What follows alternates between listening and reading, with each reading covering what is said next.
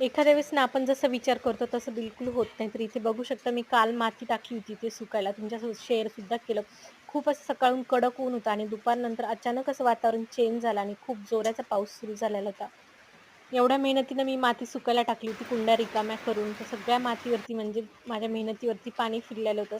थोड्या वेळाने येऊन बघते तर परत आणखी पावसाचा जोर वाढलेला होता. असं वाटलं की माती जर उचलून ठेवली असती ना तर बरं झालं असतं. तर असो आता ही माती मला परत सुकायला टाकायला लागणार आहे आणि त्याच्यानंतर रिपोर्ट करायला लागणार आहे झाडं. तर दुपारून मुलींना काहीतरी खायचं होतं म्हणून त्यांना मस्त चटपटीत असा नाश्ता करून दिला आणि लगेच स्वयंपाकाला घेतलं संध्याकाळच्या. तर आज मस्त स्वयंपाकामध्ये दाबेलीचा बेत होता, कढी, मसाले भात. दाबेलीची सुद्धा सगळी तयारी करून घेतलेली एकीकडे. चटणी दोन्ही चटणी आणि दाबेलीची स्टफिंग जी असते ती सुद्धा बनवून घेतली. मसाले भात, कढी बनवली आणि देवाला सुद्धा नैवेद्य दाखवला. तर दाबेली वगैरे म्हटलं ना सगळ्यांचा आवडीचा पदार्थ असतो. तर असा होता छोटासा व्हिडिओ आजचा. भेटूया एका नवीन व्हिडिओमध्ये तोपर्यंत बाय.